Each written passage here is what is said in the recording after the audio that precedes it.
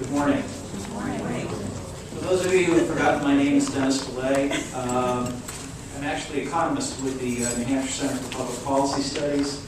We're a not-for-profit group that's been in existence for about 13 years now. We concern ourselves solely with issues relating to public policy in New Hampshire. We've done a lot of work. Can I have next slide, please?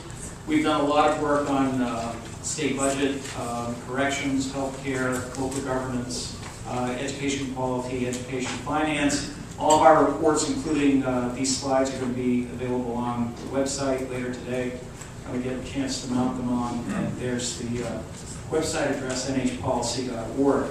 I'm going to go quickly through my slides because I'm going to cover somewhat of the same ground that Paul has already covered and that Steve will cover just after me. But can I have the next slide, please? I think it's probably important to remember where we were as we prognosticate and try to think about where we are now and what we think the future is going to be like. I probably made the mistake of going back and looking at some of my old slides. This is a slide, for the most part, from May 2007, where I was looking at what some notables were saying about the housing market at that time. And you can read that, I think, for yourself. The president of Bank of America was essentially saying, we're probably getting to a point where we thought we might have realized we've done a couple of dumb things. And that, there was a sense of invincibility in the market, even in the middle of 2007, as it was becoming clear that we had this subprime problem that we weren't really sure that we understood very well.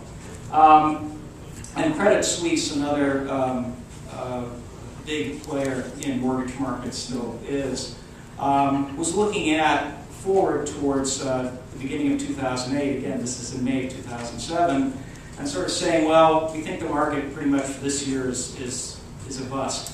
But we're really looking forward to 2008, where we think we might see a recovery. And then recall that Countrywide was still approving 80% of anybody who walked in the door to get a mortgage in 2007. Anybody remember Countrywide? Okay, so again, I just want to set you up. I mean, here we are now, sort of sanguinely sitting around after consuming scrambled eggs and bacon in September of 2010 and thinking we sort of know what's going on. And I think it's always important to remember that we're never quite exactly sure where we are at any point in time. I'll just tell one more story. You can give me the next slide, I think. I'll just tell one more story quickly. Again, looking at my old slides. In 2005, I think a lot of us were weaving a different story about what was going on in housing markets at the time. And the story we were telling ourselves in 2005 was that we didn't have a problem with too much demand. We had a problem with too little supply, at least in New Hampshire. The story we were telling ourselves in 2005 was, well, we've had all this job growth in the 1990s and very little building, very little construction. So that's the reason why prices have risen as much as they have. Everybody remember kind of that story? In point of fact, as you look at now, where we're so much wiser 5 years later, it was pretty clear that what we were looking at was too much demand in the housing market, very lax lending standards, subprime, and all the other things that go along with it. So again, the point is that in May 2007, we thought we knew what was going on. We were looking forward to a housing recovery in 2008. Again, as we're all well aware now, instead we were confronted with with a bubble that burst. This is the Case-Shiller Index, national data.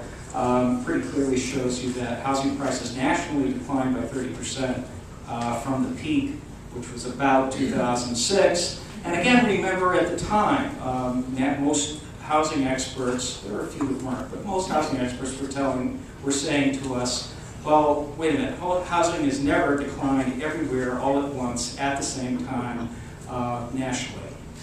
Guess what? That's exactly what happened. We saw a 30% decline nationally in housing prices. Most of that decline occurred in the hot markets that Paul was talking about earlier. Could I have the next slide, please? So a bursting housing bubble causes a panic in the financial markets. This is one of my favorite slides to just sort of get home to you again to remember that we have gone through the Great Recession.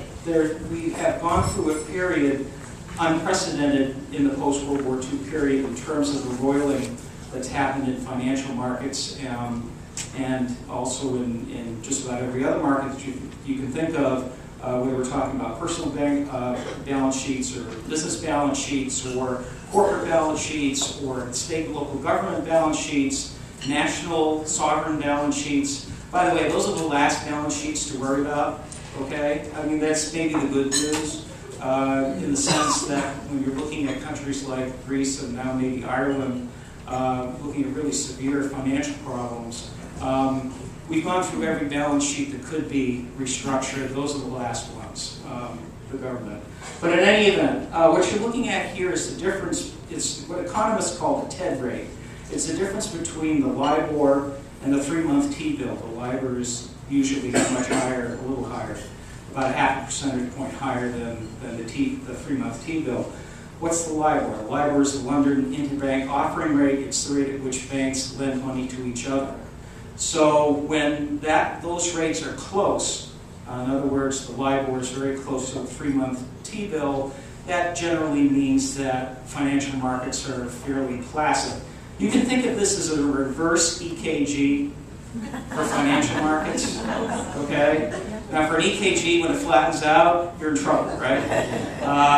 For financial markets, when it's flat, that's good news. We don't like to see the EKG bumps.